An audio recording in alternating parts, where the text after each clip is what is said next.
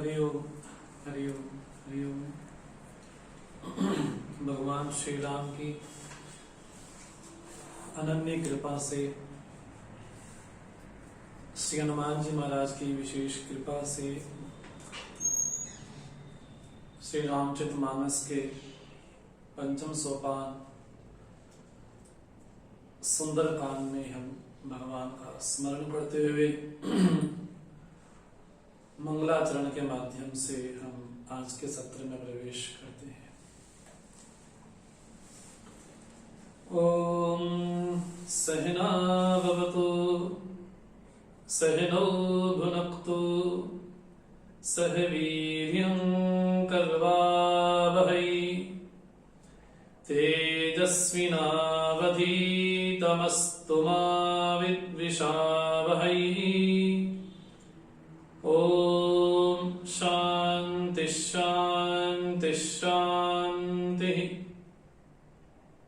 समस्त जन कल्याणे निरतं करुणामयं नमामि चिन्मयं देवं सद्गुरुं ब्रह्मविद्वरं सदाशिव समारंभां शंकराचार्यमध्यमाम् अस्मदाचार्यपर्यन्तां वन्दे गुरुपरम्परां वन्दे गुरुपरम्पराम्।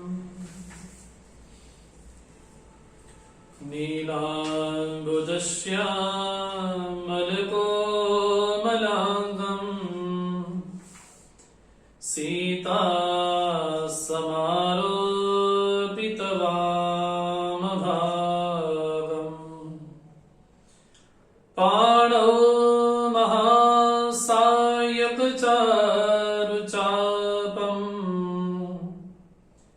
नमामि रामं रघुवंशनाथम्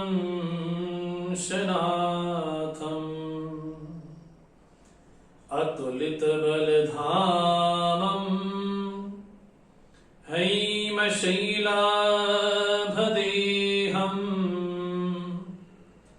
दनुजवनकृशानुम् ज्ञानिनामग्रगण्यम् सकलगुणनिधानं वानराणामधीशम्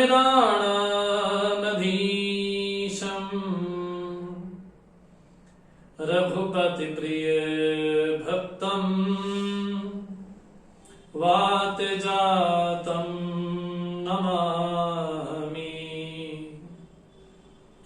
रघुपतिप्रियदूतं वातजातं नमामि।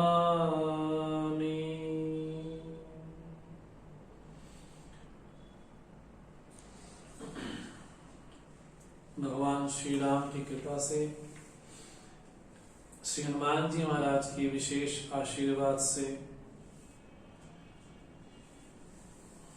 सुंदरकांड पे हमारा जो सत्र चल रहा है, जिस तरह से श्री हनुमान जी की यात्रा विधिवत संपन्न हुई और उस यात्रा के कई सार्थक जो उद्देश्य थे, वो सार्थक उद्देश्य भी श्री राम जी की कृपा से परिपूर्ण हुए।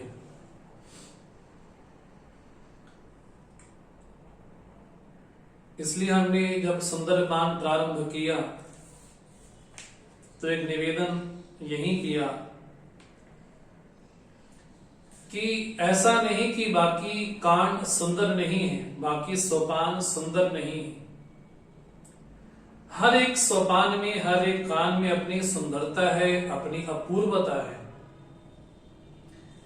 तो गोस्वामी तुलसीदास जी ने इस पंचम सोपान का नाम ही क्यों सुंदरकांड रखा, इस पे हमने कुछ चर्चा भी की थी।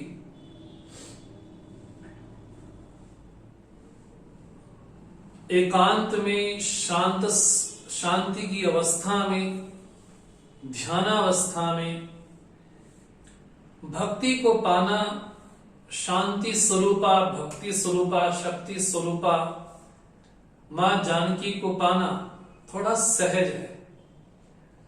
जहां वातावरण पूरी तरह से अनुकूल हो, वहां पर ध्यानावस्था में बैठ करके उस स्थिति का अनुभव करना कुछ सहज है। मां जानकी का दर्शन अयोध्यापुरी में करना, जनकपुर में करना, चित्रकूट में करना कुछ सहज है, क्योंकि वहां का वातावरण पूरी तरह से अनुकूल है। लेकिन ऐसी प्रतिकूल परिस्थिति में, ऐसी क्रूर परिस्थिति में जहां चहुं ओर रहने वाली हमारे मन में जो दुष्प्रवृत्तियां हैं, जो दुर्वृत्तियां हैं, उनके घेरे में रह करके शांति स्वरूपा, भक्ति स्वरूपा मां जानकी का पता लगाना, खोज करना, ये साधना का सर्वोत्कृष्ट फल यही है। इसलिए मां जानकी जो भी अशोक वाटिका में है, उस अवस्था में शांति स्वरूपा, भक्ति स्वरूपा, शक्ति स्वरूपा मां जानकी को पाना ये कोई सहज कार्य नहीं है।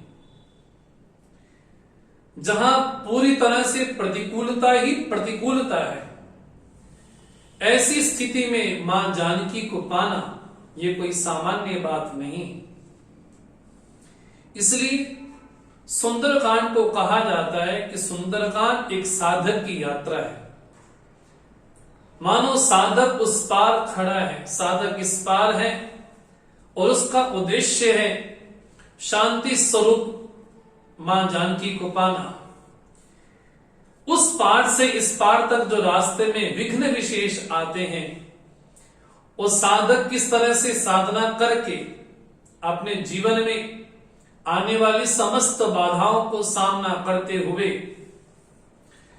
भक्ति स्वरूपा मां जानकी को प्राप्त कर ले, यही साधक का उद्देश्य होना चाहिए। और ये उद्देश्य सार्थक करके दिखाया श्री हनुमान जी ने। और श्री हनुमान जी की जो यात्रा प्रारंभ हुई, वो प्रारंभ हुई विश्वास रूपी पर्वत से।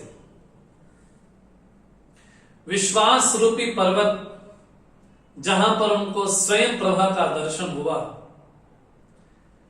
और उनकी प्रेरणा से ही, जिस तरह से स्वयं प्रभा ने कहा मोंदो नयन, अपने नेत्र मोंदो और वहीं पहुंच जाओ, तो ये साधक जब विश्वास के साथ अपने साधना में चलता है, तब उसको जीवन में अंतर्मुख होना ही पड़ता है। और यही स्वयं प्रभा ने बतलाया मोंदो नयन।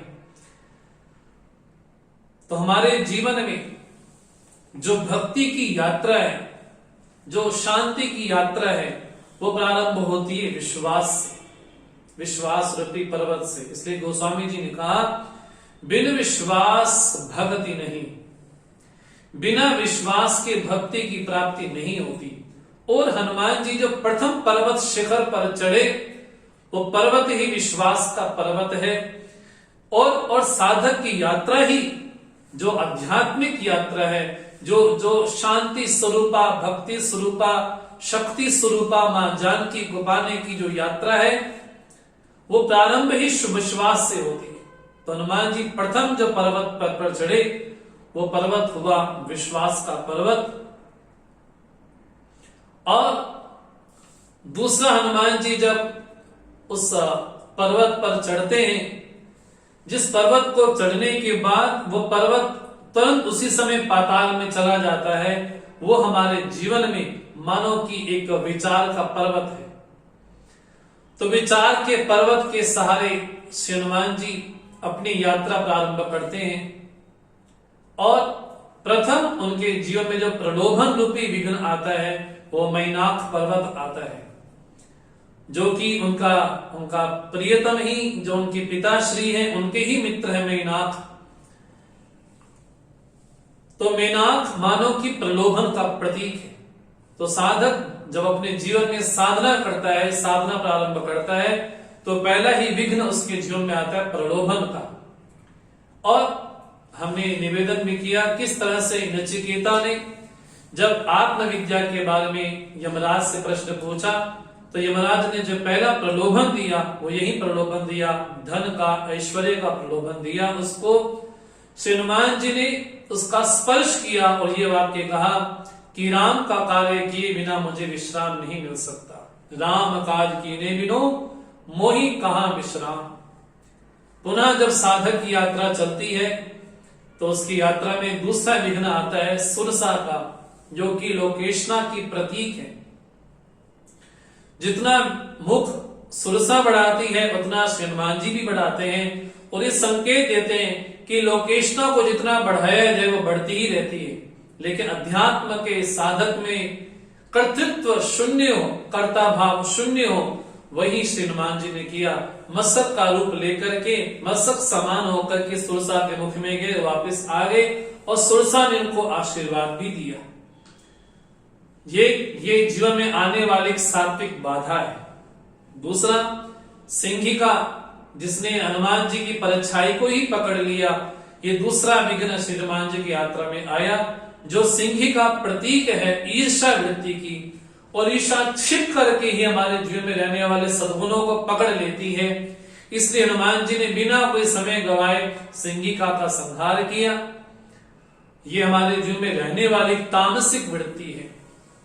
पुनः अंतिम जो विघ्न आया लंकनी का, लंकनी एक प्रकार की राजसिक वृत्ति है जो ये मानती है कि जहां तक चोर है वो सब मेरे आहार ही हैं। तो हनुमान जी को लगा कि सबसे बड़ा चोर तो तुम्हारा रावण ही है, तो तुम्हारी मान्यता में ही दोष है। तो वहां पर श्री हनुमान जी ने उसको मुठिका मारी और रुधिर जब उसका बहा लंकनी का, तो उसने कहा कि अब मुझे लगता है कि लंका का सर्वनाश सुनिश्चित है, क्योंकि ब्रह्मा ने कहा था कि जब कपि तुमको मुठिका मार दे तब समझ लेना कि लंका का नाश सुनिश्चित हो गया है। तो वहां पर लंकनी बोलती है कि आज बहुत बढ़िया सत्संग मुझे प्राप्त हुआ है। तो सत्संग यही उसके जीवन में हुआ, उसकी मान्यता पे प्रहार हुआ। जो गलत मान्यता पाली थी उसकी मान्यता पे प्रहार हुआ। उसके बाद श्री हनुमान जी मिलते हैं विभीषण से, और विभीषण से किस तरह से मिलन होता है ये हमने देखा। उसके बाद युक्ति पा करके, सुधि पा करके वो माँ जानकी के पास पहुंचते हैं, और माँ जानकी के पास जैसे ही पहुंचते हैं उनको प्रणाम करते हुए पेड़ पे बैठ जाते हैं। और उसी समय रावण आकर के माँ जानकी को अनेक प्रकार के बड़े कठोर वचन कहता है, और ये कहता है कि मास दिवस में यदि मेरा कहा नहीं माना तो तुम्हारा मैं वध कर दूंगा। और अपनी राक्षसियों को बोल करके जाता है कि तुम अनेक प्रकार की यातनाएं माँ जानकी को दो। लेकिन त्रिजटा कहती है कि मैंने स्वप्न में देखा है एक बानर ने लंका जला दी है, और इस तरह से रावण अपने जो जीवन में दक्षिण दिशा में जाता है और गधे पे सवार होकर के जाता है, उसकी मानो उसकी पराजय ही हो गई है। और इस प्रकार जब त्रिजटा चली जाती है तो मां जानकी अशोक वृक्ष की ओर देख करके कहती है कि अपने नाम को सार्थक करो। उसी समय हनुमान जी ने मुद्रिका वहां पर डाल दी, और मां जानकी ने जैसी मुद्रिका देखी जिसपे राम नाम अति सुंदर लिखा हुआ था, उस मुद्रिका को पा करके मां जानकी को थोड़ा संतोष हुआ। और मां जानकी कहती है जिसने मुद्रिका फेंकी है आखिर वो नीचे कोई क्यों नहीं आता। तो हनुमान जी ने पहले कथा सुनाई राम जी की, उसके बाद नीचे आते हैं और मां जानकी से भेंट करते हैं। और पुनः हनुमान जी बोलते हैं मां मुझे बहुत तेज भूख लगी है, यदि आपकी आज्ञा हो तो उसको मैं खा लूं। उसके पूर्व श्री हनुमान जी ने श्री राम जी का बल और विरह दोनों मां जानकी को सुनाया। इस तरह से आपस में विशेष बड़ी मार्मिक चर्चा हुई है। और हनुमान जी ने कहा कि मुझे भूख लगी है, और जो उनकी लीला विशेष थी। और मेघनाथ जब आते हैं हनुमान जी को बांध करके लेकर के जाते हैं, और रावण की सभा में जैसे हनुमान जी पहुंचते हैं उसकी चकाचौंध को देख करके हनुमान जी बिल्कुल भी प्रभावित नहीं होते। अभी तो ये कहते हैं जाके बल लवलेसते जित चराचर झार, जिस मेरे स्वामी के बल के लेश मात्र से तुमने त्रिभुवन को जीत लिया है, उस मेरे प्रिय स्वामी की पत्नी को तुम चोरी करके हर लेके आए हो। और रावण और हनुमान जी के बीच में बड़ा संवाद होता है और रावण कहता है कि इस दूत को मार देना चाहिए, लेकिन विभीषण वहां पर आते हैं और उनको कहते हैं कि दूत को मारना नहीं चाहिए। और रावण ने हनुमान जी की जो पूंछ पे आज्ञा दी, इसकी पूंछ को ही आग लगा दी जाए। और यहाँ पर ये उद्देश्य सार्थक हुआ कि लंका को यहाँ पर जला दिया गया। लेकिन ये बड़ा प्यारा संकेत यहाँ पर दे दिया हनुमान जी ने, और विभीषण के जरिए बड़ा प्यारा संकेत दिया, क्योंकि विभीषण को लगता है कि रावण का स्वभाव और प्रभाव बड़ा अतुलनीय है, और विभीषण को ये लगता है कि रावण को कोई हरा नहीं सकता। ये विभीषण के मन में अनेक प्रकार की जो भ्रांतियां बैठी हैं, उस भ्रांतियों को दूर करने के लिए हनुमान जी ने ऐसा प्रयास किया, और प्रयास में ये भी सार्थक हुआ कि पूरी लंका तो जली, लेकिन विभीषण का घर नहीं जला। और ये संकेत मानो हनुमान जी को देना था विभीषण के जरिए रावण को, ताकि उसके मन में बात जाए कि पूरी लंका जल गई, उसके बाद विभीषण का घर नहीं जला। और लंका को समाप्त करने के बाद, जला देने के बाद पुनः श्री हनुमान जी वापिस पहुंचते हैं, और उनकी जो यात्रा का उद्देश्य था, और उन्होंने हनुमान जी ने कहा कि प्रभु आपकी कृपा से सब कुछ संभव हुआ है। इस प्रकार श्री राम जी हनुमान जी को अपने हृदय से लगाते हैं और कहते हैं कि हे हनुमान, तुम्हारे से कभी मैं उलट नहीं हो सकता हूँ। बड़ा प्यारा वहां पर मार्मिक जो चौपाइयां वहां पर आई हैं, इसके जरिए सेवक स्वामी का क्या संबंध विशेष होता है, ये गोस्वामी तुलसीदास जी ने हमको बतलाया। उसके बाद विभीषण का जो प्रसंग हमको प्राप्त होता है रामचरितमानस में, विभीषण जाते हैं और उनको समझाते हैं कि आप मां जानकी को लौटा दें, और लौटाने में ही आपकी भलाई है। यदि आप नहीं लौटाएंगे तो आपके जीवन में अनेक प्रकार के कष्ट भी होंगे और राक्षस कुल का नाश भी होगा। इसलिए आप मां जानकी को लौटा दें। लेकिन रावण को लगता है इसके कारण ही मेरी लंका जली, क्योंकि रावण के मन में बड़ा क्रोध है कि विभीषण की मैंने सलाह मानी, उस सलाह को मानने के बाद मेरी लंका जल गई। और इस समय रावण के मन में बड़ा क्रोध भाव है, और विभीषण कहते हैं कि मैं ये मानता हूं कि सभी लोगों के हृदय में जो सुमति है, कुमति है, सभी लोगों के हृदय में रहती है। इसलिए जहां सुमति है वहां संपत्ति है। इसलिए आप मेरे पिता समान हैं, मेरी आप बात माने। और जो भुवनेश्वर है, जिनके सामने काल भी थर थर कांपता है, ऐसे श्री राम जी का आश्रय लें, उनका भजन करें। और यहाँ पर रावण बड़ा क्रुद्ध होकर के विभीषण की छाती पे लात मारता है, और कैसा प्रसंग उपस्थित होता है हमने यहां तक चर्चा की। लेकिन आध्यात्मिक दृष्टि से हमको ये जरूर समझना चाहिए कि वास्तव में विभीषण कौन है। और यदि विभीषण को समझा जाए तो हम कह सकते हैं कि हम पूरी रामचरितमानस को समझने में थोड़े आगे बढ़े हैं। और विभीषण कौन है, तो गोस्वामी जी अपनी विनय पत्रिका में कहते हैं, विभीषण भवधंत्री सेवक बसत मध्य दुष्टाटवी ग्रसित चिंता। और गोस्वामी जी का कहना यही है कि जो विभीषण की स्थिति है वो समस्त जीवों की स्थिति है।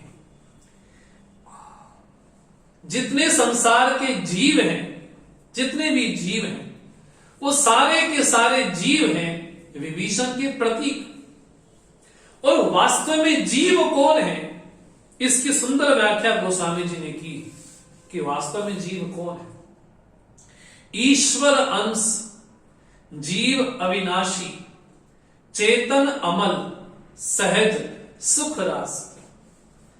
तो गोस्वामी जी कहते हैं कि वास्तव में जीव कौन है, एक तो परमात्मा का अंश है, और अंश होने के साथ साथ जो अंशी का लक्षण होगा वही अंश का भी लक्षण होगा। जो अंशी का स्वभाव है वो अंश में भी होना चाहिए, तभी तो दोनों में संबंध होगा। जहां जीव के बारे में कहा गया, ईश्वर के बारे में कहा गया, ईश्वर अंश, जीव अविनाशी। यदि अंशी अविनाशी है तो जीव को भी अविनाशी होना चाहिए, और तभी उसकी सार्थकता होगी। और कैसा जीव है? ईश्वर अंश, जीव अविनाशी। उसमें विशेषता क्या है? उसमें कोई मल नहीं है। ईश्वर अंश, जीव अविनाशी, उसमें कोई मल नहीं विशेष है, साक्षात चेतन है। तो जो अंशी के लक्षण होंगे वो लक्षण अंश में भी खटेंगे। और यदि विभीषण जीव है तो जो लक्षण जीव में है अर्थात विभीषण में है तो प्रभु में भी होने चाहिए। चेतन, अमल, सहज, सुख राशि, जो कि चेतन अर्थात जड़ नहीं है, उसमें कोई मल नहीं है। और विशेष बात, सहज सुख राशि, मानो कि आनंद का सागर है। तो विभीषण यदि जीव है तो गोस्वामी जी बोलते हैं विभीषण जीव का प्रतीक है, अर्थात जितने भी जीव समुदाय हैं सृष्टि में सभी विभीषण के ही रूप है। और विभीषण की स्थिति कैसी है? विभीषण अभी किसके घेरे में रह रहा है? तो गोस्वामी जी ने कहा रावण और कुंभकर्ण के घेरे में रह रहा है। और रावण और कुंभकर्ण कौन है? तो गोस्वामी जी विनय पत्रिका में बोलते हैं मोह दशमूली तद भ्रांत अहंकार। रावण दशमुख अर्थात मोह का प्रतीक है और कुंभकर्ण अहंकार का प्रतीक है। यहां पर जीव की स्थिति कैसी है? जीव रूपी विभीषण मोह रूपी रावण से, अहंकार रूपी कुंभकर्ण से ग्रस्त है। यदि हमारे जीवन में, अपने जीवन में हमने मोह को ही प्रधान मान करके रखा है, इसलिए गोस्वामी जी ने कहा मोह सकल व्याधिन कल मूला।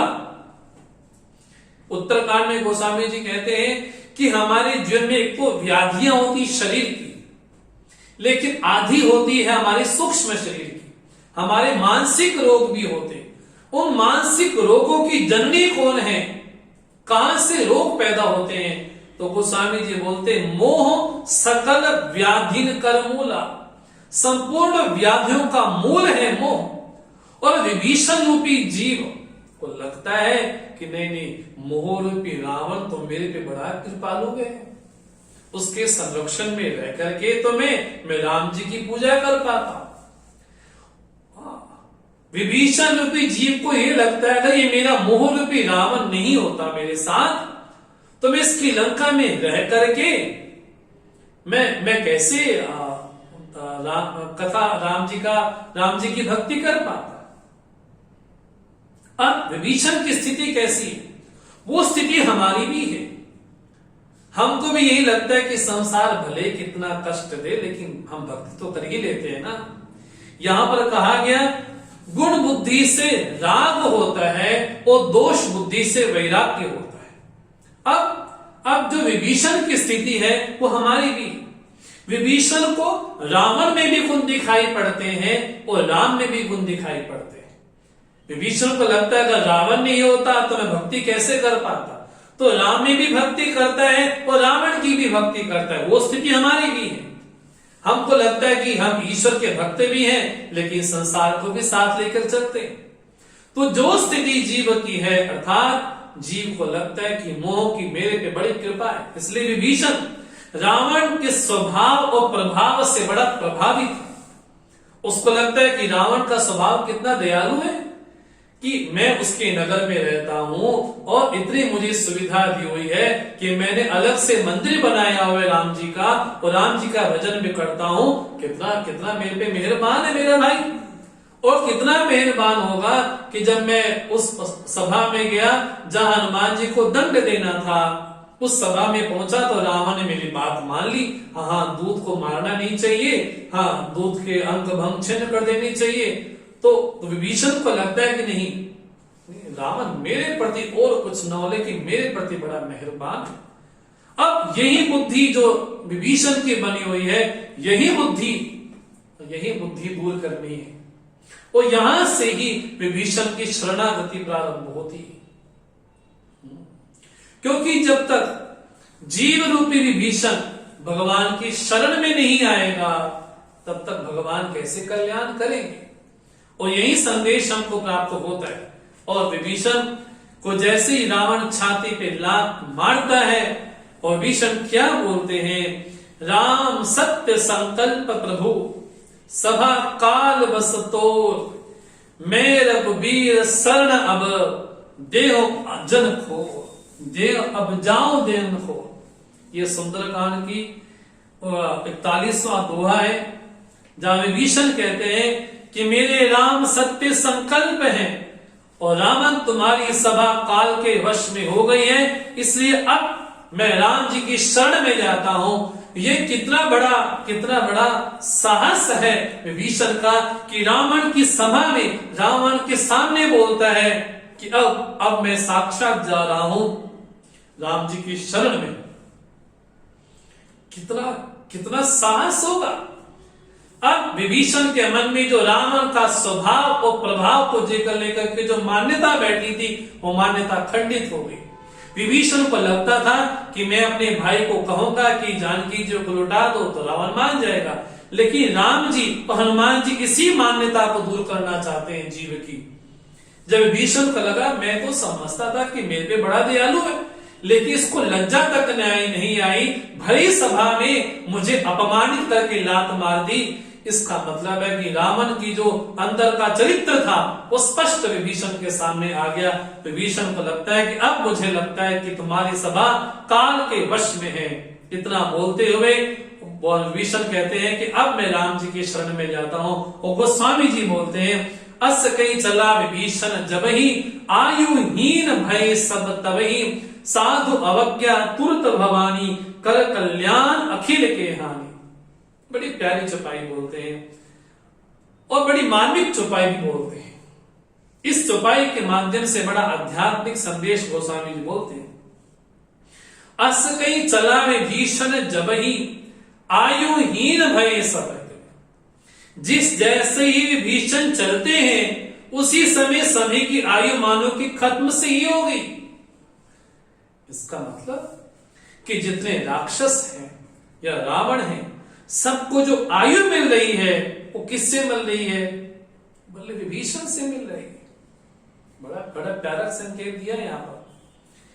विभीषण के जरिए मानो कि रावण और राक्षस कुल को आयु मिल रही है। तो यहां पर बड़ा प्यारा संदेश दिया। यहां पर प्रश्न है, चिंतन है धर्म और अधर्म का। कभी कभार हमारे जीवन में धर्म के द्वारा कभी कभार अधर्म को भी बल मिलता है। यहां पर रावण की नगरी में विभीषण राम जी की भक्ति करता है अर्थात धर्म करता है, उसका फल कहीं ना कहीं रावण को भी प्राप्त हो रहा है। तो धर्म के जरिए अधर्म को भी बल प्राप्त हो रहा है। और ये केवल यहां प्रसंग नहीं, हमारे अन्य ग्रंथों में भी ऐसा प्रसंग आता है जहां हम नाम सुनते हैं एक जालंधर का, और उसकी पत्नी वृंदा है, बड़ी पतिव्रता है और इतनी पतिव्रता है कि अपने जालंधर को सब कुछ मानती है, लेकिन वहां पर धर्म के जरिए अधर्म पुष्ट हो रहा है। वृंदा भले ही धार्मिक है, वृंदा भले धर्म का आचरण कर रही है, लेकिन उसके धर्म के द्वारा जो अधर्म जालंधर है उसके द्वारा कईयों पत्नियों के जो पति वियोग हो गए उनसे।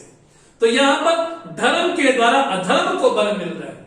वो यही संकेत यहीं पर गोस्वामी जी बोलते हैं कि विभीषण धर्म का प्रतिनिधि है। तो उस धर्म के जरिए अधर्म रावण को भी बल मिल रहा है, उसको आयु मिल रही। इसलिए गोस्वामी जी बोलते हैं, जैसे विभीषण चला आयुहीन भय सब तबहि, आयुहीन सब तब हो गए। और क्या बोलते हैं, साधु अवज्ञा तुरत भवानी कर कल्याण अखिल के हानि। और साधु के अपमान का यही फल है कि उसका सब कुछ नष्ट ही हो जाता है। कैसे बोलते हैं, रावण जबे विभीषण त्यागा भयो विभव मिल तबई अभागा। जैसे रावण ने विभीषण का त्याग किया, उसका वैभव, उसकी कीर्ति सब कुछ नष्ट ही हो गया। और यहाँ पर विभीषण चलते हैं राम जी की शरण ग्रहण करने के लिए। यहाँ पर एक यात्रा प्रारंभ होती है शरणागति की। पहली शरणागति सुंदरकांड में हुई श्री हनुमान जी की। इसलिए हमने सुंदरकांड में कहा कि सुंदरकांड में 3 लोगों की शरणागति। पहली शरणागति हनुमान जी की और दूसरी शरणागति यहाँ पर प्रारंभ होती है विभीषण की। अब विभीषण चलते हैं, चलो हर्षि रघुनायक पाही करत मनोरथ बहुमन माही। देखियो जाई चरण जल जाता अरुण मृदुल सेवक सुखदाता। जे पद परसि तरी शिनारी दंडक कानन पावन कारी। जे पद जनक सुता उरलाए कपट कुरंग संग धर धाये। उर हर हर सरोज पदम जेई अहो भाग्य में देखी तई। विभीषण चलते हैं अपने कुछ मित्रों के साथ और तुरंत ही समुद्र पे वहां पर पहुंचते हैं और मन ही मन परिकल्पना, मन ही मन मनोरथ कर रहे हैं कि मैं ऐसे राम जी का दर्शन करूंगा। मेरे राम जी के दर्शन मुझे कैसे होंगे, जिन पायन के पादों की भरत रहे मन लाई। जिन भगवान के चरण पादों का जो आलंबन लिया भरत ने, मैं उन्हीं चरणों के आज दर्शन करूंगा। मैं मन में बड़े मनोरथ कर रहे हैं। क्या मनोरथ कर रहे हैं?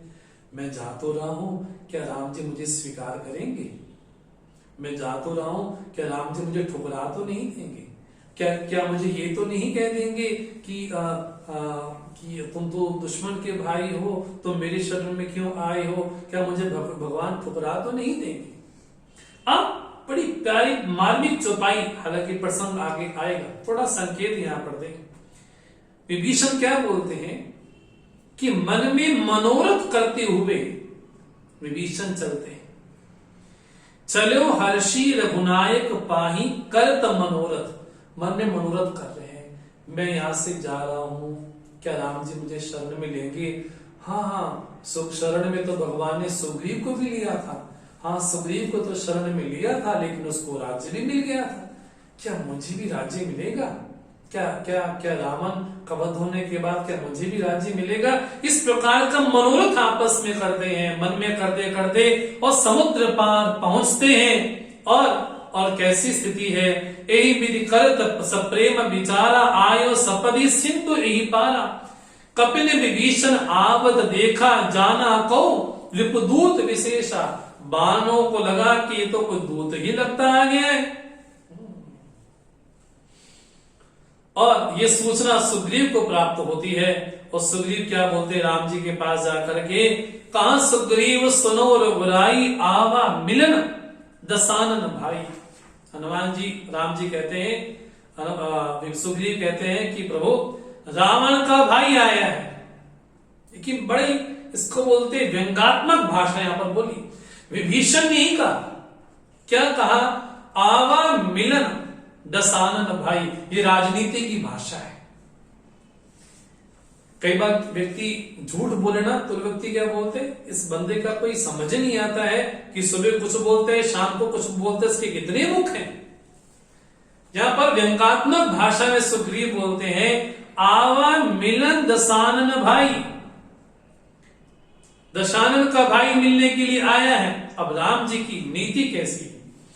कह प्रभु सखा बूझिए कहा, कहीं कपीस सुनो नर ना। जान न जाए निसाचर माया, काम रूप के ही कारण आवा। आप बताओ कि क्या करना चाहिए? तो सुग्रीव कहते हैं कि ये तो राक्षसों की माया बिल्कुल समझ में नहीं आती। क्या करना चाहिए, क्या नहीं करना चाहिए? हो सकता है भेद हमार लेर सठ आवा, राखी बांधी मोही अस्था। सुग्रीव कहते हैं प्रभु मुझे लगता है जो मूर्ख है ना, ये सुग्रीव का दुस्साहस है कि राम जी के समक्ष, राम जी के भक्तों को बोल रहा है क्या, भेद हमार लेन सठ आवा। ये मूर्ख लगता है कि हमारा भेद लेने यहां पर आया है। तो मुझे लगता है कि प्रभु राखें बांधी मोहि असभाव, मुझे ऐसा लगता है कि इसको बांध लेना चाहिए। और राम जी क्या बोलते हैं, सखा नीति तुम नीकी विचारी, ममपन शरणागत भयहारी। सुग्रीव, नीति की दृष्टि से देखा जाए तुम ठीक कहते हो। अब बड़ा प्यारा यहाँ पर संदेश और जो संवाद प्रारंभ होता है सुग्रीव हनुमान जी और राम जी के बीच में। ये दोहावली में, गीतावली में गोस्वामी ने बड़ा सुंदर रूपक यहाँ पर दिया है। सुग्रीव ने कहा कि प्रभु मुझे ऐसा लगता है कि इसको बांध के रखना चाहिए। अब राम जी कहते हैं कि हाँ सुग्रीव, नीति की दृष्टि से देखा जाए तुम ठीक कहते हो, लेकिन मैं क्या करूं, मेरे में विशेषता क्या है, ममपन शरणागत भयहारी, मेरा प्रण है शरणागत का भय दूर करना। सुग्रीव बोलते हैं कि प्रभु आप भले स्वामी हैं ईश्वर, लेकिन आप में कमी है। हाँ, ये दोहावली में बड़ा प्यारा रूपक बताया। सुग्रीव कहते हैं कि प्रभु आप में बड़ी एक आपके नेत्र में बड़ी कमी। तो राम जी बोलते क्या कमी है? बोले मैंने भरत के मुख से भी शायद सुना होगा, और लोग भी ऐसा बोलते, संत भी ऐसा बोलते हैं कि भगवान को दोष दिखाई नहीं पड़ते। इसलिए प्रभु आपको दोष दिखाई नहीं पड़ रही, इसलिए आप बोलते हैं कि जो शरण में आया है तो उसको तो ग्रहण करना ही चाहिए। तो राम जी ने कहा सुग्रीव यदि ये बात है तो दोष तो तुम्हारे नेत्रों में भी है, दोष तो तुम्हारे नेत्रों में भी। यदि तुम ये कहते हो कि मेरे नेत्रों में दोष है, तो राम जी कहते तो तुम्हारे नेत्रों में भी दोष है। क्योंकि जब मैं यहां पर गया था ऋषिमुख पर्वत पे, मेरे दोनों लक्ष्मण थे, तुमको क्या लगा था कि बाली ने कोई भेजे हैं और मुझे मारने के लिए भेजे, तब तुम भी मुझे नहीं पहचान पाए थे। तो राम जी बोलते सुग्रीव यदि मेरे नेत्र में दोष है तो सुग्रीव तुम्हारे नेत्रों में भी दोष ही, तुम्हारे नेत्र में भी दोष है, इसलिए हम एक काम करते हैं। बोले क्या? बोले तुम्हारे दोष में भाव यही रहा तुम मुझे नहीं पहचान पाए, और मुझे लगता है कि कोई मेरे शरण में आया है तो उसका त्याग नहीं करना चाहिए। तो राम जी ने हंसी हंसी में हनुमान से पूछा, हनुमान बताओ तुम्हारा मंत्री तो ये, तुम्हारा राजा तो ये बोल रहा है इसको बांध लो, तुम तो निमंत्रण दे करके आए हो कि तुम आओ मेरे प्रभु तुमको स्वीकार करेंगे, लेकिन सुग्रीव तो बोल रहा है इसको बांध के रख लो। अब हनुमान जी क्या बोलते हैं, सुनि प्रभु बचन हर्ष हनुमाना, शरणागत बच्छल भगवान। हनुमान जी कहते हैं बड़े प्रसन्न होकर के, हनुमान जी कहते हैं कि प्रभु मेरा तो ये मानना है कि आप शरणागत वत्सल हैं, मतलब शरण में जो आया है उसको आप ग्रहण करते ही करते। अब हनुमान जी ये नहीं कह सकते कि मेरा राजा जो सुग्रीव है उसकी बात में काट दूं, तो काट नहीं सकते, लेकिन बड़ा प्यारा शब्द बोलते हैं कि शरणागत बच्छल भगवान, भगवान तो शरणागत के लिए कैसे हैं? हाँ जी कैसे? बोले वत्सल, वत्सल मैंने वत्स हो, बछड़ा हो, गाय हो और बछड़ा हो। अब बछड़े को देख करके, बछड़ा मानो भी पैदा ही हुआ है, अभी मानो कि बाहर ही आया है, अभी उस समय गाय क्या करती है, वो बछड़े के ऊपर जो लगा है ना, मल लगा है, जो कुछ लगा है, उसको अपनी जीभ से चाटने लग जाती है। हनुमान जी ने बड़ी प्यारी बात कही कि जो शरणागत है आप उसको क्या देखते, बोले वत्स के समान देखते। वो बड़ा प्यारा रूप यहां पर दिया हनुमान जी ने कि यदि आपका अंश जीव है, यदि आपसे निकला है, उसके जीवन में यदि इतनी दुर्वृत्तियां रही, वो मोह और अहंकार के वश में रहा, अब वो आपकी शरण में आना चाहता है, तब तो आपको स्वीकार करना ही चाहिए। इसलिए क्या बोलते हैं, शरणागत को जे तजे निज अनहित अनुमान, तेने पावर पाप में तिन्हे ही विलोकत। बोले शरणागत को जो त्यागता है, बोले इसका त्याग तो नहीं करना चाहिए, क्योंकि राम जी बोलते हैं सन्मुख होई जीव मोई जब ही, जन्म कोटि अगनासे तब ही, जैसे जीव मेरे सन्मुख होता है उसके करोड़ों करोड़ों जन्मों के पाप नष्ट हो जाते हैं। सुग्रीव को लगा प्रभु आप तो बड़ा न्याय करने वाले हो। मतलब कौन सा न्याय? यदि ऐसी बात है तो जीव तो मनमाने ढंग से पाप ही पाप करेगा। यदि आप ये वाक्य कहते हो कि मेरे सन्मुख होने के बाद उसके पाप नष्ट हो जाते हैं करोड़ों करोड़ों, तब तो जीव यही करेगा कि पाप भी करेगा और आपके सन्मुख भी होगा। राम बोलते इतनी आसान बात नहीं है। बोले क्यों? क्योंकि जो पे दुष्ट हृदय सोई होई मोरे सन्मुख आव की सोई। यदि किसी का दुष्ट हृदय होगा वो क्या मेरे सम्मुख हो पाएगा? यदि जीव के हृदय में दुष्टता है तो मेरे सम्मुख हो ही नहीं सकता। लेकिन मैं ये मानता हूं निर्मल मन जन सो मोहि पावा मोहि कपट छल छिद्र न भावा। राम जी कहते हैं कि मेरी प्राप्ति किसको संभव है और किसको नहीं। जिसका मन निर्मल हो, हाँ जी, वो मुझे प्राप्त कर सकता। लेकिन मोहि कपट छल छिद्र न भावा, मुझे छल कपट छिद्र पसंद नहीं है। और बड़ा प्यारा संदेश राम जी देते हैं, जो चीज भगवान को पसंद नहीं है वो चीज भक्तों को भी नहीं करनी चाहिए। यदि भगवान को कपट छल छिद्र पसंद नहीं है, यदि कोई कहता है कि मैं राम भक्त हूं, यदि कोई कहता है कि मैं शिव भक्त हूं, तो उस भक्त का भी यही उद्देश्य हो जाता है कि अपने जीवन में किसी के प्रति कपट न रखे, छल न करे, उसके जीवन में दोष बुद्धि न रखे। बड़ा प्यारा संदेश यहाँ पर राम जी ने कहा। राम जी क्या बोलते हैं? यदि कोई हमारा भेद लेने आ ही गया है तो हमें कोई हानि होने वाली नहीं। क्योंकि सुग्रीव जगमो सखा निसाचर जेते लक्ष्मण हने निमिष महु तेते। जितने जगत में राक्षस हैं लक्ष्मण क्षण भर में उनको नष्ट कर सकता है। इसलिए राम जी कहते हैं उबे भांति ते आनहु हस के कृपा निकेत जय कृपाल कई कपि चले अंक धनु समेत। उबे भांति मैंने दोनों तरह से मैंने, बड़ा प्यारा संदेश राम जी बोलते, दोनों तरह से मैंने। जब सुग्रीव ने राम जी से कहा कि उसको बांध के रखना चाहिए तो राम जी को लगा कि आपने कहा कि मेरे नेत्रों में दोष है क्योंकि मैं दोष देख नहीं पाती, और तुम्हारे में भी दोष है क्योंकि तुम भी दोष नहीं, तुम भी मुझे पहचान नहीं पाए थे। इसलिए काम करते हैं, हम दोनों अपना अपने प्रतिनिधि भेजते हैं। तुम अपना एक प्रतिनिधि भेजो, मैं अपना एक प्रतिनिधि भेजता हूं। और कौन से प्रतिनिधि हैं? बोलते हैं जय कृपाल कई कपि चले अंगद हनु समीर। सुग्रीव ने कहा कि मेरा प्रतिनिधि है अंगद, जिसको नीति के बारे में सही परख है। राम जी ने कहा कि मेरा प्रतिनिधि हनुमान है, जिसको प्रीति के बारे में सही परख है। तो नीति और प्रीति के प्रतिनिधि हैं अंगद और हनुमान जी। क्या बोलते हैं? जय कृपाल कहीं कपि चले अंगद हनु समेत।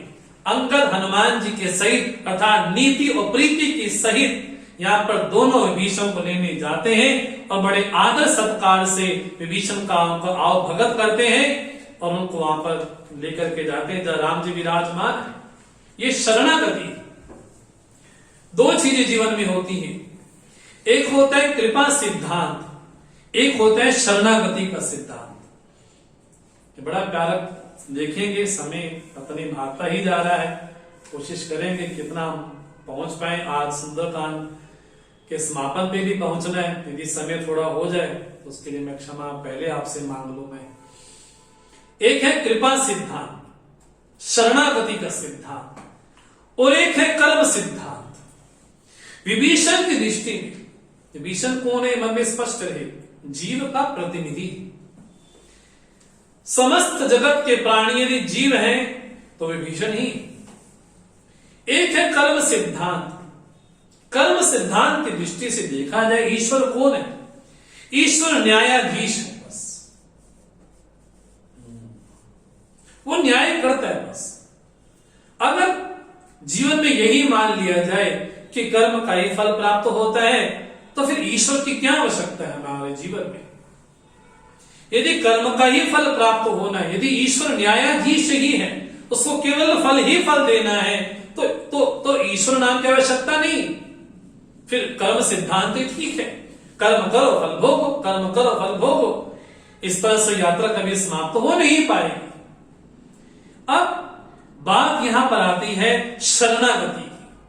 जहां शरणागति में कृपा सिद्धांत है, जहां पर कृपा ही मुख्य है, वहां पर जीव के गुणों को नहीं देखा जाता, वहां पर जीव के समर्थता असमर्थता को नहीं देखा जाता। वहां पर देखा जाता है कि जीव शरणागत होकर के आपकी शरण में आया है। और विभीषण मन में परिकल्पना करते करते करते करते किस भाव में आए, क्या सिंह गंध आयत और सोहा, आनन अमित मदन मन मोहा, नैन नीर पुलकित अतिगाता, मन धरि धीर कहीं मृदुबाता। बड़े प्रेमाश्रुओं को लेकर के, बड़े मन में धीरज धर करके विभीषण राम जी के समक्ष पहुंचता है। क्या कहते हैं, नाथ दसानन कर में भ्राता, निश्चर वंश जन्म सुरताता, सहज पाप प्रिय तामस देहा, जथा अलोके तम पर नेहा। मैं रावण का भाई दशानन का भाई हूं मैं। और बड़ा प्यारा संदेश यहां पर दिया है, कोशिश करता हूं। राम जी ने विभीषण से पूछा कि मेरी प्राप्ति के मार्ग में क्या क्या एक साधन हो सकते। बोले एक साधन तो भक्ति हो सकती है, एक साधन हो सकता है ज्ञान, और एक साधन हो सकता है धर्म। तुम तीनों में से किसको लेकर के मेरी शरण में आए हो। तो विभीषण बोलते हैं, नाथ दसानन कर में भ्राता। अगर भक्ति की दृष्टि से देखा जाए तो मेरे में भक्ति नहीं है प्रभु। अगर भक्ति होती तो मैं लंका में रहा, उसके बाद भी मैं जानकी की रक्षा नहीं कर पाया मां की। तो पहली बात, मेरे जन में भक्ति नहीं है। दूसरा, निश्चर वंश जन्म सुरत्राता। और यहां पर मैं निश्चर अर्थात राक्षस कुल में पैदा हुआ हूं, तो यहां पर ज्ञान की कोई संभावना ही नहीं है। तो ज्ञान के मार्ग से भी आपके पास नहीं आया है। और सहज पाप प्रिय तामस देह। तीसरा, मेरा देह बड़ा तामसिक है, इस तामसिक शरीर से आपका मैं धर्म नहीं कर सकता हूं। तो कर्म की दृष्टि से भी आपकी शरण में नहीं आ पाया मैं। तो राम जी ने पूछा, यदि धर्म की दृष्टि से, भक्ति की दृष्टि से, ज्ञान की दृष्टि में शरण में नहीं आए तो कैसे आए। तो विभीषण बोलते, मैंने सुना है आपके बारे में। क्या, श्रवण सुजस सुनि आयो, प्रभु भंजन भवभीर, त्राही त्राही आरती हरण, शरण सुखद रघुबीर। मैंने आपके बारे में बड़ा सुंदर यश सुना है प्रभु। क्या है, आप दुखियों का दुख दूर करते हैं, और शरणागत कोई हो उसकी आप रक्षा करते हैं। इसलिए आपकी शरण में इसलिए आया हूं क्योंकि मैंने संतों के मुख से आपके बारे में ऐसा सुना है। आप बड़ा प्यारा सुंदर उन्होंने जब कहा तो राम जी ने क्या किया, दीन वचन सुनी प्रभु मन भावा, भुज विशाल कहीं हृदय लगावा। राम जी ने विशाल भुजाएं की, अपने हृदय से लगा लिया और सुग्रीव की ओर देखा। राम जी ने, सुग्रीव ने क्या कहा था, बांध राखे बांधी। सुग्रीव ने कहा था इसको बांध के रख लो। राम जी कहते हैं कि तुमने कहा था कि इसको बांध के रख लो। सुग्रीव, मुझे लगता है कि मेरे बाहों से बड़ी कोई रस्सी नहीं हो सकती, इसलिए अपनी भुजाओं को विशाल करके इसको अपने हृदय में ही समा लूं। ये कितनी प्यारी बात राम जी ने की। और क्या बोलते हैं, कलंकेश सहित परिवारा, कुशल कुठार बास तुम्हारा। कहो लंकेश, तुम सही तो हो, तुम कुशल से तो हो। तो कबीर जी बोलते हैं, माया मरी न मन हुआ, कुशल कहां ते होए। कबीर जी ने कहा, बड़े फक्कड़ इंसान है कबीर जी। बोले कोई भी रास्ते में जाए, कबीर जी ठीक हो, कुशल हो, कुशल हो। तो कबीर जी बोलते हैं, कुशल कुशल सब कहें, सब कुशते कुशल हो, ठीक हो, ठीक हो, ठीक हो। लेकिन कबीर दास जी बोलते हैं, माया मरी न मन हुआ, कुशल कहां ते होए। कुशल तो व्यक्ति तब होता है जब माया भी खत्म और मन भी बेपरवाह हो गया, तब तो व्यक्ति कहती है मैं कुशल हूं। विभीषण बोलते कि प्रभु आप एक बात बताएं, आप भूतकाल की दृष्टि से कह रहे हैं कि कुशल हूं था या वर्तमान की दृष्टि से कह रहे हैं? अगर भूतकाल की दृष्टि से आप पूछ रहे हैं तब मैं कुशल नहीं था, क्योंकि तब मैं मोह रूपी रावण के घेरे में था, तब मैं कुशल नहीं था। अब जब मैंने आपके दर्शन कर लिए हैं, मैं जानो तुम्हारी सब रीति, अति नय निपुण न भाव अनीति, बरबस बास नरक अग्रबाता, दुष्ट संग जन देई विधाता, अब पद देखी कुशल रघुराया, जो तुम दीन जो तुम कीन जान जन लाया। अब मैं कुशल हुआ। आपने कहा कि तुम कुशल हो, लेकिन भूतकाल की दृष्टि से देखा जाए मैं कुशल नहीं था, लेकिन जब मैंने आपके चरणों के दर्शन किए अब मैं कह सकता हूं कि अब मैं कुशल हूं। इसलिए तब लगी कुशल न जीव कहूं, सपनों मन विश्राम, जब लगी भज तन राम कहूं, शोक धाम तजी काम। जीव अपने जीवन में तब तक कुशल नहीं हो सकता और ना उसको स्वप्न में भी शांति मिल सकती है, जब तक जीवन में समस्त विषय कामों को छोड़ करके राम जी का भजन नहीं करता, तब तक जीव कभी उसको कुशलता प्राप्त हो ही नहीं सकती। इसलिए विभीषण कहते हैं अब मैं कुशल मिटे भय भारे, देखी राम पद कमल तुम्हारे। अब मैं कुशल हूं, अब मैं कुशल हूं। राम जी ने केवल एक ही बार पूछा था, विभीषण दो बार बोलते हैं कि अब मैं कुशल हूं, अब मैं कुशल हूं। मैं निश्चर अति अधम स्वभाव, शुभ आचरण कीन नहीं ताऊ। मैं तो बड़ा अधम व्यक्ति हूं। इसलिए प्रभु जान स्वरूप मुनि ध्यान न आवा, ते ही प्रभु हर्षि हृदय नहीं आवा। जिसका ध्यान करते करते ऋषि मुनि अपने जीवन समाप्त भी कर देते हैं, ऐसे राम जी ने मुझे हृदय से लगा लिया। वो राम कौन है? विभीषण बोलते हैं अहो भाग्य मम अमित अति, राम कृपा सुकुन, देखो नयन बिरंची शिव से विज्वल पदतन। आप सुख और कृपा के सागर हैं।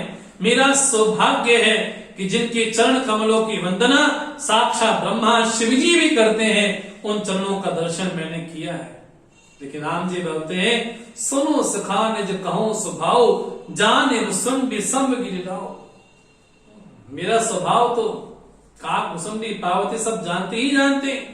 इसलिए मेरी शरण में आने के लिए व्यक्ति को क्या करना पड़ता है? बोले 4 चीजें छोड़नी पड़ती है बस। तजी मद मोह कपट छल नाना, करो सद्य तेई साधु समाना। उसको मैं साधु के समान कर देता हूं यदि को जिनमें 4 चीजें छोड़ दे तो। क्या?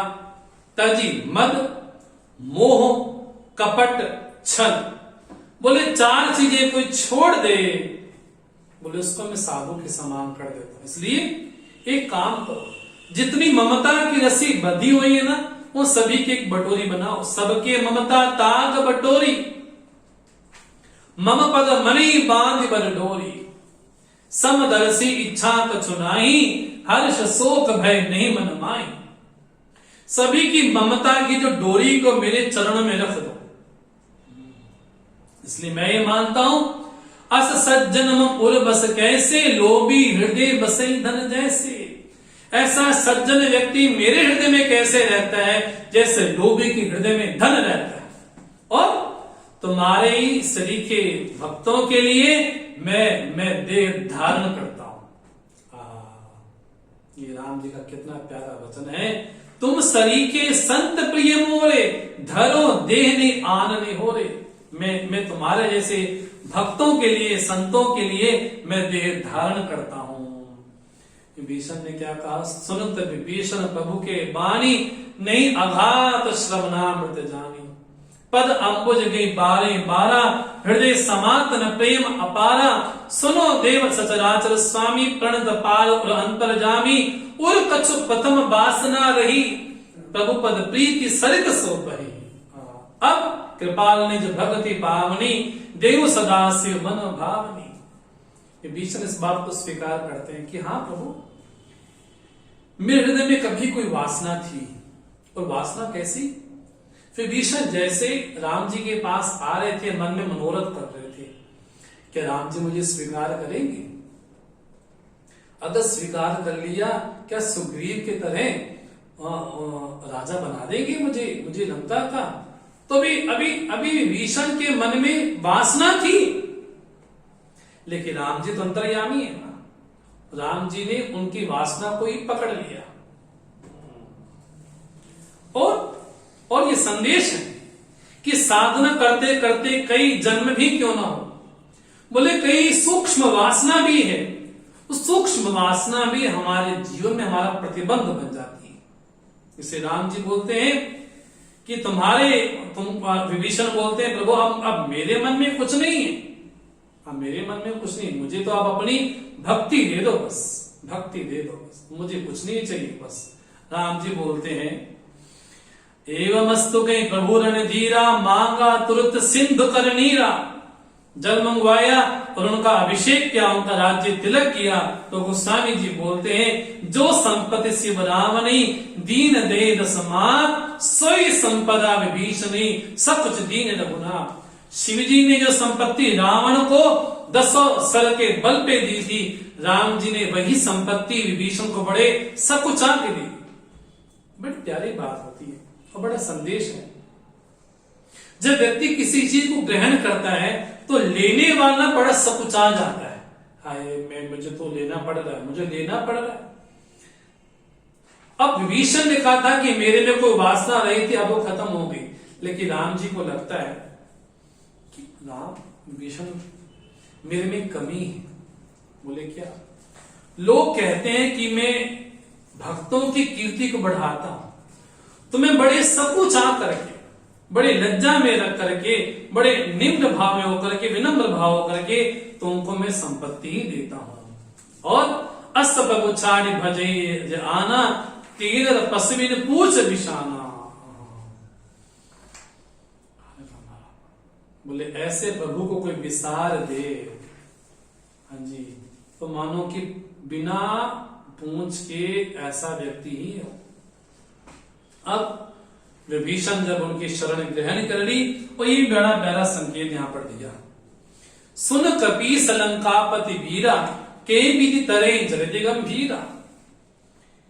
अब सुग्रीव विभीषण सुनो, राम जी कहते हैं इस गहरे समुद्र को कैसे लांगा जाए, कैसे लांगा जाए? तो विभीषण कहते हैं, कह लंकेश सुनो रघुनायक, कोटि सिंधु शोषक तबसायक। यद्यपि तदपि नीति असी गाई, विनय करे सागर सन जाए। अब हमको लगता है कि हमको विनय करनी चाहिए, प्रार्थना करनी चाहिए, समुद्र हमको थोड़ा रास्ता भी दे दे। राम जी बोलते ठीक है, तुमने ठीक कहा, लेकिन लक्ष्मण जी को वाकई ठीक नहीं लगा। नाथ देव कर कवन भरोसा, सोचे सिंधु करे मन रोसा, कादर मन को एकाधारा, देव देव आलसी पुकारा। बोले आलसी व्यक्ति बोलते हैं, अरे प्रार्थना करो प्रार्थना करो। राम जी बोलते हैं, लक्ष्मण ऐसा ही होगा, चिंता मत करो, चिंता मत करो, ऐसा ही होगा। अब स्थिति कैसी आई? अब जैसे भीषण चला था तो रावण ने उसके पीछे पीछे 2 गुप्तचर भेजे, ताकि पता लगे कि भीषण वहां पर क्या कर रहा है, क्या क्या नहीं कर रहा है।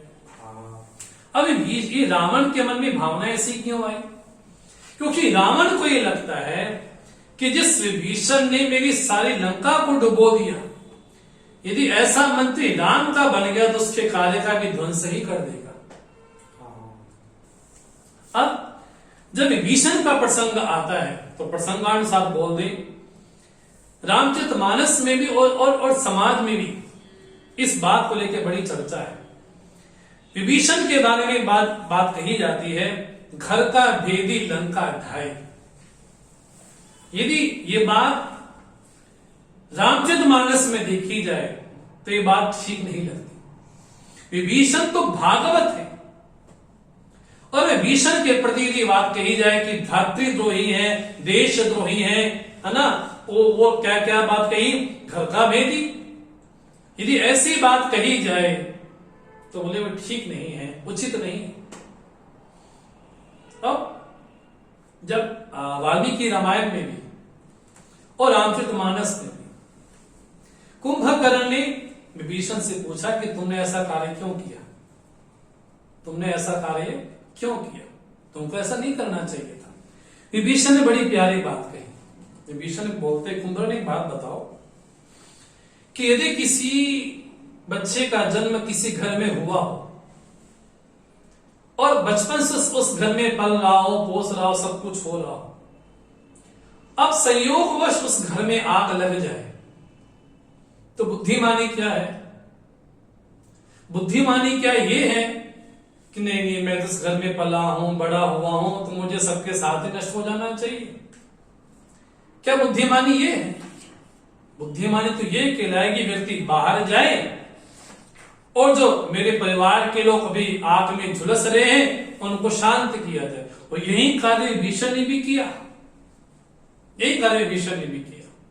वो तो अपने कुल का उद्धार करने के लिए यहां पर आए। अब राम जी ने कहा कि तुमको ऐसा करना चाहिए, तुमको ऐसा करना चाहिए, और आज्ञा पाकर के 3 दिन तक वहां पर अनशन करने का व्रत लिया। अब रावण ने गुप्तचरों को भेजा कि जाकर के पता करके आओ कि यहाँ पर क्या चल रहा है, क्या नहीं चल रहा है। और वानरों ने देख लिया, उनको पहचान लिया और सुग्रीव के माध्यम से लक्ष्मण के पास पहुंचे। तो लक्ष्मण ने कहा कि ये पत्रिका पढ़ाना और रावण को संदेश देना कि मां जानकी को लौटा दो, नहीं तो तुम काल के घेरे में आ ही गए हो।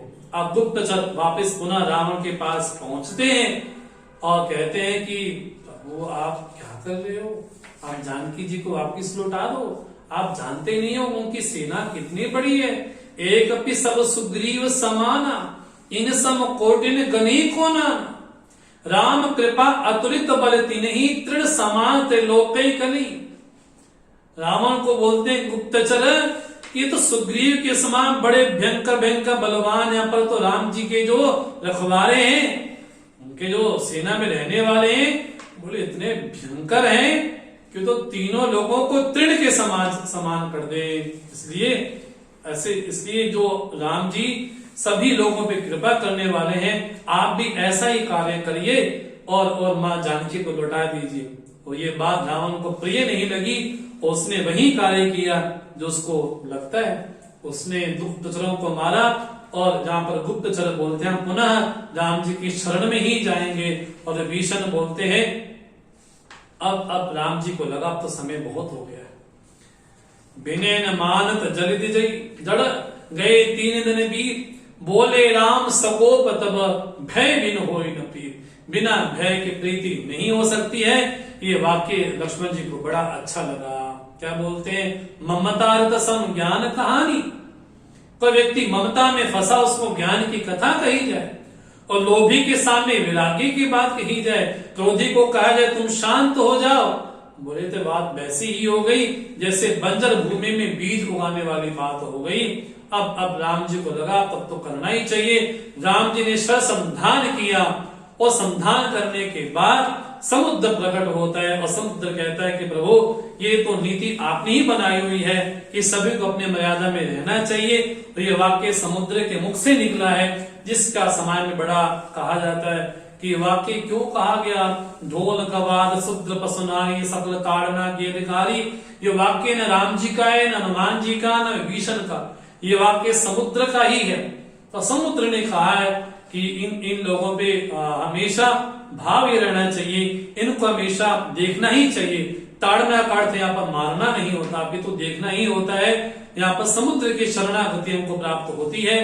और समुद्र कहते हैं कि आपकी सेना में ही नल और नील को इतना वरदान प्राप्त है, इनके द्वारा जो फेंका हुआ पत्थर होगा वो कभी नष्ट नहीं होगा, कभी डूबेगा नहीं। तो आप ये कार्य उनको सौंपिए। ये कार्य सौंप करके और पुनः नल नील के जरिए ये समुद्र को सेतु बनाया गया। और इस तरह चर्चा करते करते गोस्वामी जी इसका अंतिम जो फलश्रुति है, तो गोस्वामी जी कहते हैं सकल सुमंगलदायक रघुनायक गुणगान, सागर सुनित भव तरहि सिंधु बिना जलजान। श्री राम जी का जो गुणानुवाद है, इस सुंदर गुणानुवाद को कोई सुनता है, बोले उसके जीवन में बोले वो व्यक्ति भवसागर पार हो जाता है। ऐसे गोस्वामी जी ने इसकी फलश्रुति की है।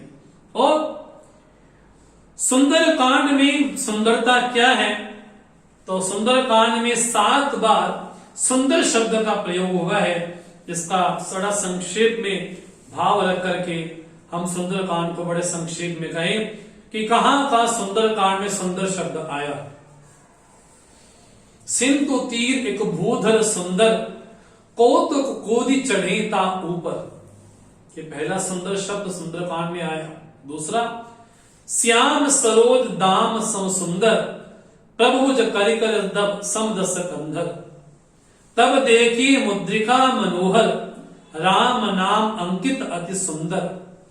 सुनहु मात मोय अतिशय भूखा, लागी देखी सुंदर फल रूखा। सावधान मन कटि पुनि शंकर, लागे कहन कथा अति सुंदर। हर्षि राम तब कीन पयाना, सगुन भय सुंदर सुभनाना। सठ सन विनय कुटिल सन प्रीति, सहज कृपन सन सुंदर नीति। तो इस तरह से सुंदरकांड में 7 बार सुंदर शब्द का प्रयोग गोस्वामी जी ने किया है। इस तरह से हम एक चौपाई कहें कि इतना बड़ा सुंदरकांड ये राम जी की कृपा से ही हुआ। इस हनुमान जी की वाणी को बोले, प्रभु की कृपा भयों सब काजू, जन्म हमार सुफल भा आजू। राम जी की कृपा से सुंदरकांड बड़ा सुंदर है और सुंदर पर्वत पर ही इस सुंदरकांड की रचना हुई है। तो ऐसा सुंदरकांड हमारे जीवन में भी आए, हमारे जीवन में विश्वास वैराग्य विचार का पर्वत हमारे जीवन में भी आए, ऐसे हनुमान जी से हम प्रार्थना करते हैं। और इस तरह से गुरुदेव की कृपा से, श्री राम जी की कृपा से, श्री हनुमान जी महाराज की कृपा से, पूज्य गुरु जी के आशीर्वाद से ये सुंदरकांड का सत्र आज यही हम समाप्त करते हैं। इस सत्र के दौरान कोई ऐसी भाषा बोल दी गई हो उसके लिए हम आपके प्रति क्षमा प्रार्थी हैं। और बहुत शीघ्र आपके समक्ष केवल 1-2 दिन के अंतराल में ही हम महाशिवरात्रि की उपलक्ष्य में, पार्वती मंगल शिव विवाह के उपलक्ष्य में पुनः आपसे हम मिलेंगे। तो जो लोग अमृतसर में मुझे सुन रहे हैं उनसे निवेदन करना चाहूंगा कि हम आश्रम में आकर के ही, मतलब ऑनलाइन ना होकर के आश्रम में आकर के ही हम पुनः शिव विवाह अर्थात पार्वती मंगल को हम शिवरात्रि के उपलक्ष्य में सुने। और इन्हीं शब्दों के साथ अपनी वाणी को विराम दूं। ओम पूर्णमदः पूर्णमिदं पूर्णात् पूर्णमुदच्यते, पूर्णस्य पूर्णमादाय पूर्णमेवावशिष्यते। ओम शांति शांति शांति। हरि ओम। श्री गुरुभ्यो नमः। हरि ओम।